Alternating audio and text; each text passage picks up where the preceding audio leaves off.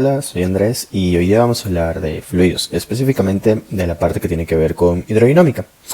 Y bueno, empezamos definiendo qué es hidrodinámica. Hidrodinámica vendría siendo la rama de la física que estudia el movimiento de los líquidos o de los fluidos en relación con las causas que los originan. Bueno, entonces, si hablamos de los fluidos, ¿qué vendría siendo un fluido? Bueno, según una definición que encontré por ahí, nos dice que los fluidos abarcan lo que vendría siendo tres estados de la materia: líquido, gaseoso y el plasma, que es un estado extra para los cotidianos que conocemos. Se definen por tener un volumen y una densidad constante o fija, por así decirlo. Estos pueden ser comprimidos o no, dependiendo de su naturaleza. Por ejemplo, los líquidos son incomprensibles, en cambio los gases sí pueden llegar a ser comprimidos hasta cierto punto, claro. Y también los fluidos adoptan la forma del recipiente que los contiene. Bueno, eso es fácil de entender. Bueno, el día de hoy lo que vamos a hacer es realizar un simulador de física que tiene que ver con fluidos, con hidrodinámica. Y para comprender mejor lo que se va a hacer en este simulador es importante entender unos conceptos antes. Primero, lo que vendría siendo el concepto del caudal, que según una definición, en la dinámica de fluidos decimos que el caudal es la cantidad de fluido que circula a través de una sección de un sistema de tuberías, es decir, la cantidad de fluido que circula en volumen a través de la sección de un sistema de cañerías o de tuberías.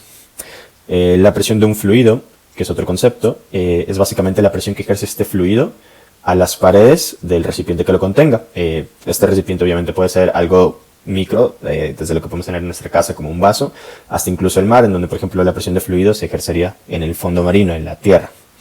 Y también en las paredes continentales que digamos contienen al mar, por así decirlo.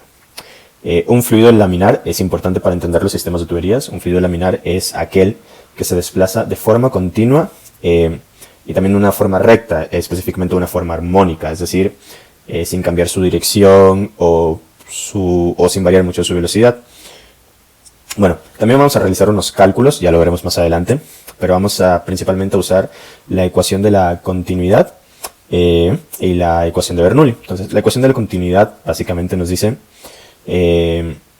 bueno, es aquella en donde la masa de un fluido que atraviesa dos secciones, o sea, dos partes de un sistema de tuberías, es igual en ambos puntos. O sea, la masa es igual en el punto 1 y en el punto 2, sin importar el tamaño o la forma de la sección.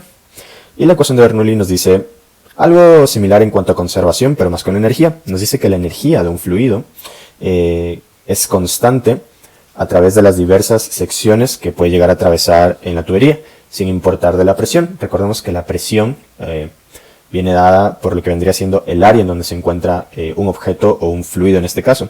Entonces, entre más o mayor área tengamos, vamos a tener una presión distinta. Sin embargo, nos dice que la energía de ese fluido, de ese cuerpo como tal, no va a variar a pesar de que la presión cambie.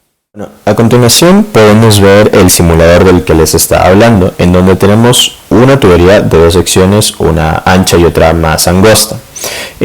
Aquí, como podemos ver, estoy tomando algunas medidas que vendrían siendo magnitudes de velocidad, presión y dirección para hacer diversos cálculos con estas magnitudes y estos módulos.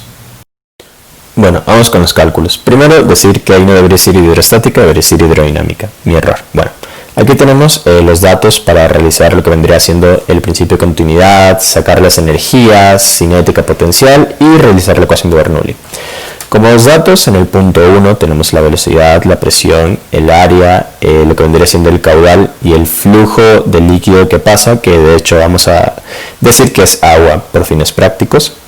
Entonces tenemos como datos importantes que la presión está en kilopascales, eso luego tenemos que cambiarlo a pascales, ya lo veremos más adelante, y que el área en el punto 1 es mayor al área en el punto 2. Aquí igual en el punto 2 tenemos datos de velocidad, presión, área, lo que vendría siendo el caudal y el flujo. Igual, vuelvo a aclarar, la presión tenemos que cambiarla a pascales, en este momento está en kilopascales, y el área, como podemos ver en el punto 2, es menor que en el punto 1. Bueno, ahora sí, lo que vamos a ver es si el principio de continuidad se cumple. Esto quiere decir que Q1 debe ser igual a Q2, es decir, el valor de Q1 en el punto 1 debe ser igual al valor de Q2 en el punto 2. Cada Q es igual al área por el volumen. Bueno, esa es la formulita. Vamos a reemplazar datos para ver si la ecuación de continuidad, si el principio de continuidad se cumple, que esto es lo que nos dice las leyes de fluidos, más o menos. Entonces tenemos que Q1 va a ser igual al área 1 por el volumen 1. Reemplazando, esto sería 11.3 metros al cuadrado por la velocidad 2, que vendría siendo 0.4 metros sobre segundos. Esto nos da un resultado de 4.52 exacto, y redondeándolo nos da un resultado de 5, siendo prácticos. Entonces, técnicamente en Q2 nos debería dar el mismo valor. Q2 es igual al área 2 por el volumen 2.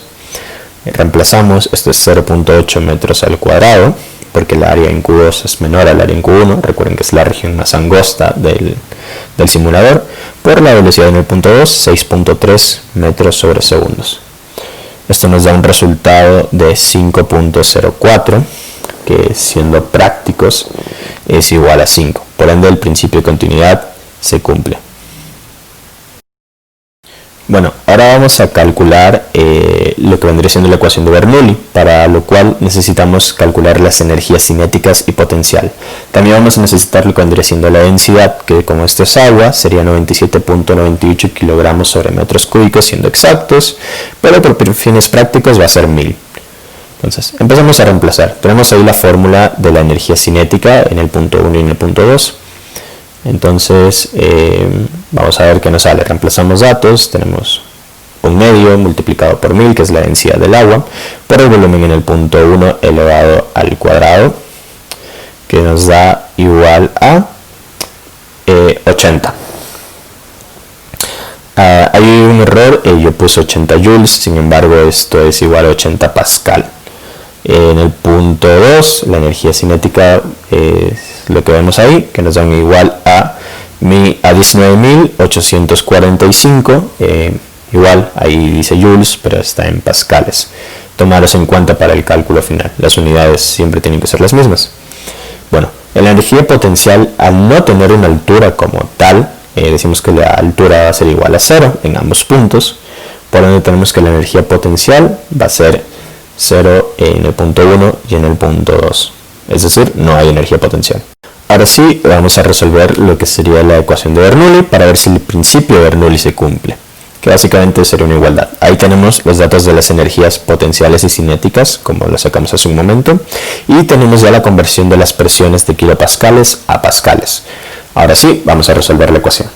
Tenemos que la ecuación de Bernoulli nos dice que la sumatoria de P1 más la energía cinética más la energía potencial va a ser igual a la presión en el punto 2 más la energía cinética de ese punto más la energía potencial de ese punto. Si el principio de Bernoulli, la ecuación de Bernoulli se cumple, los valores de ambos lados deberían ser iguales. Entonces empezamos a reemplazar. Tenemos por un lado 122.967 como la presión. Reemplazamos la energía cinética, que vendría siendo 80, las unidades están en pascales, recordar eso, energía potencial 0. En el punto 2 tenemos una presión de 103.582 pascales. Bueno, ahí se me olvidó poner pascal, borramos pascales, más 19.845 pascales como energía cinética, energía potencial 0. Metemos estos números a la calculadora, sumamos y tenemos que nos da de un lado 123.047 igual a 123.427. Como vemos, no son valores exactamente iguales, pero son bastante aproximados en la mayoría de sus unidades. Por ende, podemos decir que el principio de Bernoulli sí se cumple como tal. Y bueno, eso sería todo con los cálculos.